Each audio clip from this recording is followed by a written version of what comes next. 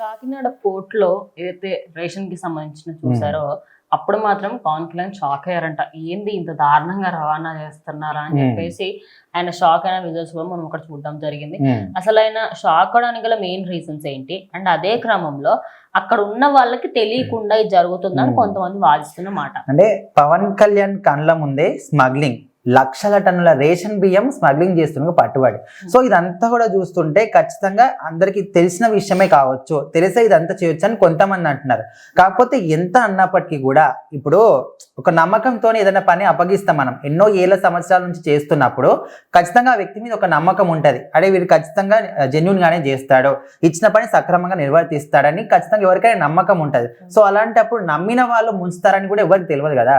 So ఈ విషయం ఇప్పుడు బయటకు వచ్చింది కాబట్టి వీళ్ళందరూ కూడా సరిగ్గా లేరు, సరిగ్గా వర్క్ చేయడం లేదని ఇప్పుడు తెలిసింది. సో ఈ విషయం ముందే తెలుసుంటే వాళ్ళు ఖచ్చితంగా యాక్షన్ తీసుకునే వాళ్ళు. సో ఎప్పుడైతే ఇప్పుడు నార్మల్గా ఆంధ్రప్రదేశ్ రాష్ట్రం మొత్తం మీద కూడా ఎర్రచందన స్మగ్లింగ్ కావచ్చు, మాదక ద్రవ్యాలు కావచ్చు, అన్నిటి మీద కూడా యాక్షన్ తీసుకుంటున్నాడు. ఎక్కడికక్కడ పోలీసులను పెడుతున్నారు, అన్ని వాహనాలను చెక్ చేసి పంపిస్తున్నారు. సో అదే విధంగా ఈ స్మగ్లింగ్ కూడా పట్టుకోవడం జరిగింది. సో అది కూడా 1-2 కాదు, 640 టన్నుల రేషన్ బియ్యం.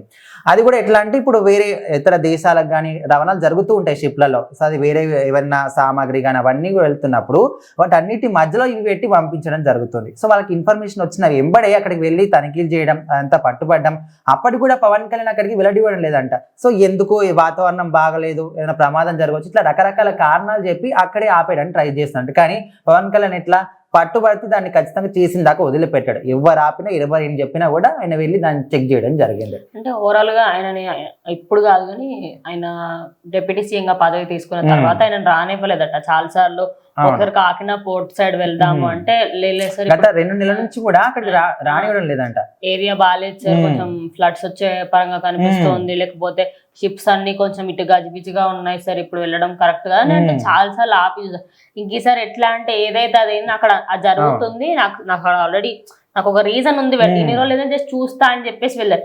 ఈసారి ఇంకా డైరెక్ట్ ఆ షిప్ దగ్గరికి వెళ్ళి అక్కడికే చూసి అంతా కూడా బియ్యం ఏంటి ఇదంతా. అంటే ఇప్పుడు రేషన్ బియ్యం అంటే ఏంటి, ప్రభుత్వం తరపున ప్రజలకు వచ్చేవి, ఫ్రీగా ఇచ్చేటివి.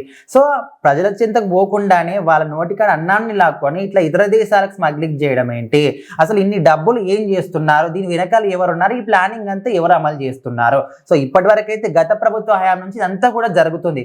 చాలా మంది ఎట్లా అంటున్నారంటే గత ప్రభుత్వ హయాంలో నుంచి జరుగుతుంది అని చెప్తున్నారు కదా, మరి మీ ప్రభుత్వం వచ్చి ఎన్ని నెలలు అవుతుంది, సో ఇప్పటి కూడా దీన్ని ఎందుకు అరికట్టలేదని అడుగుతున్నారు. ఫస్ట్ ఆఫ్ ఆల్ చాలా మందికి తెలియదు అని చెప్పేసి అంటున్నారు. నిజానికి అవుతాయని తెలుసు, బట్ మరీ దారుణంగా ఫుడ్ ని కూడా బియ్యంని ఇటువంటి అన్ని రవాణా చేస్తాను తెలియదు అని చెప్పేసి కొంతమంది అంటారు.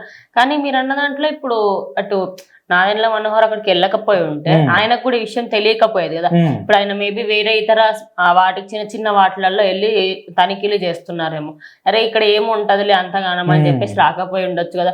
అండ్ పెద్ద పెద్ద అధికారులు రానివ్వట్లేదంటే ఈయన కూడా రానివ్వకపోవచ్చు ఇన్ని రోజులు, అట్లా కూడా అనుకోవచ్చు. అంటే వాళ్ళందరూ కూడా ఒక ప్లానింగ్ అనమాట. సో ఖచ్చితంగా పవన్ కళ్యాణ్ వస్తే దీన్ని ఖచ్చితంగా పట్టేసుకుంటాడు, ఆయన సీరియస్ యాక్షన్ తీసుకుంటాడు, ఖచ్చితంగా మనకి ఎఫెక్ట్ అవుతుంది అని వాళ్ళు ముందు నుంచే ప్లానింగ్. ఎప్పుడెప్పుడైతే పవన్ కళ్యాణ్ వద్దామని అనుకుంటున్నాడో అప్పుడు ఏదో ఒక రీజన్ చెప్పి, వాతావరణం బాగలేదని లేకపోతే ఏదో కొన్ని రీజన్స్ చెప్పి ఆయన మాత్రం ఆపేయడం జరుగుతుంది. అంటే అట్లా కూడా అంటారు, చెప్తే ఆగిపోతారా, మీకు అక్కడ విషయం తెలిసినప్పుడు వెళ్ళాలి కదా అనుకుంటారు. కానీ ఆయనకున్నది ఒక్కటి కాదు, 5 శాఖల మంత్రి, ఒక డిప్యూటీ సీఎం. అంటే ఆయన నియోజకవర్గాన్ని చూసుకోవాలి, అన్ని చూసుకోవాలి, గ్రామ పంచాయతీలు చూసుకోవాలి, ప్రతి ఒక్కటి కూడా ఆయన అండర్ గ్రౌండ్ లోనే జరుగుతుంటాయి. సో అట్లాంటిది ఇప్పుడు ఇక్కడ వద్దన్నారంటే సరేలే వేరే వర్క్ చూసుకుందామని ఆయన ఖచ్చితంగా ఏదో ఒకటి అనుకుంటారు. సో మొత్తానికైతే ఇక్కడ ఇది చూసిన తర్వాత ఆయన పూర్తిగా షాక్ అవ్వడం జరిగింది. సో దీనికి సంబంధించి ఆల్రెడీ యాక్షన్ తీసుకుంటున్నారు. దీని వెనకాల ఎవరున్నారు ప్రతి ఒక్కరు కూడా కనుక్కొని శిక్షిస్తామని కూడా చెప్తున్నారు.